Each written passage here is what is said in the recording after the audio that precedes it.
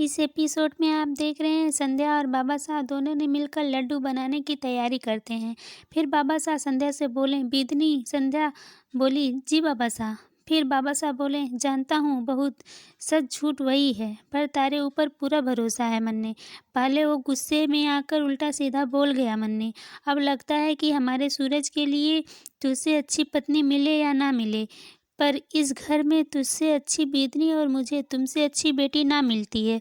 तभी भाभो को आते हुए देखकर बाबा साहब संध्या से बोले, याद आया, ओ बिदनी तू वो बेसन का डिब्बा ले आ, चीनी भी ले आ बेटा, घी भी ले आना, उसी डिब्बे में होगा, इलायची भी ले आ बेटा।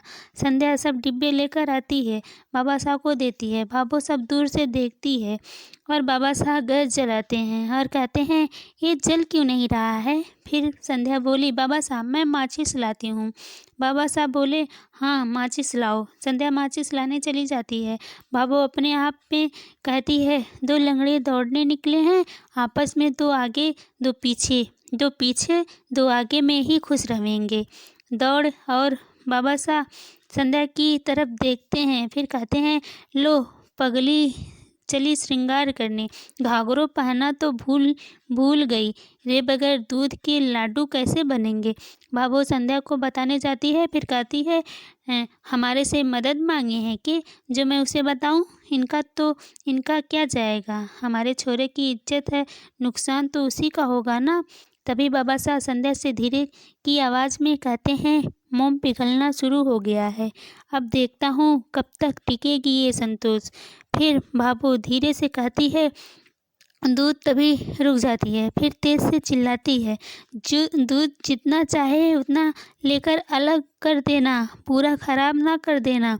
तभी बाबा साहब बोले, हाँ हाँ याद आया, दूध डाल दे बेटा।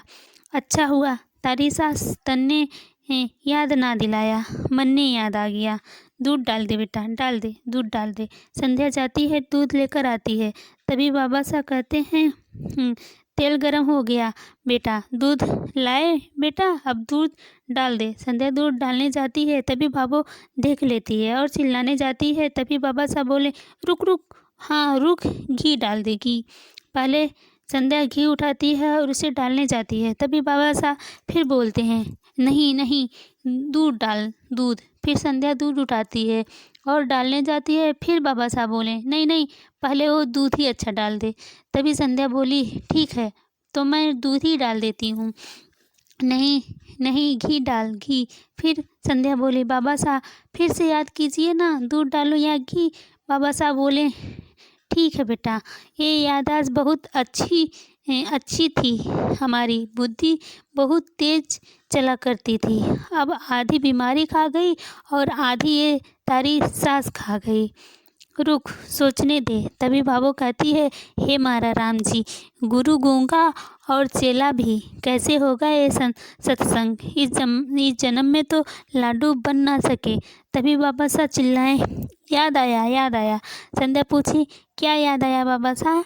तभी बाबा साहब बोले, क्या था वो, मैं बूंदी के लड्डू और मोतीचूर के लड्डू में उलझ गया था, वरना मुझे सब कुछ याद है। सूरज इतना बड़ा पुष्कर में नाम है, मेरी वजह से मैंने तैयार किया है उसको, हाँ शायद बूंदी पहले डाल दे। तभी भाभो कहती है, हे मारा राम जी, करम फूट गयो हमारो, एक लंगड़ो एक कानी, मैं अकेली से आनी रे, किस किस को संभालूं। तभी संध्या धीरे से बोली, बाबा साहब क्या भाभो परेशान हो रही हैं। तभी बाबा साहब संध्या के पास बैठकर धीरे से बोले कि अरे, जो हमेशा गुस्से में रहती हो, उसके चेहरे पर परेशानी ढूंढना बड़ी मुश्किल है और उसकी परेशानी बढ़ भी रही है। संध्या बोली, तो बाबा साहब इसका मतलब हम गलत जा रहे हैं। फिर बाबा साहब बोले, हम गलत जाएंगे तभी शायद सब सीधा हो जाएगा, समझी। फिर बाबा साहब थोड़ा तेज में बोले, अभी मैं पूरा समझ नहीं पा रहा हूँ, घी या दूध, दूध। तभी तभी संध्या बोली, बाबा साहब आपने दूध कहा है तो दूध ही होगा ना, आप गलत थोड़ी ना हो सकते हैं।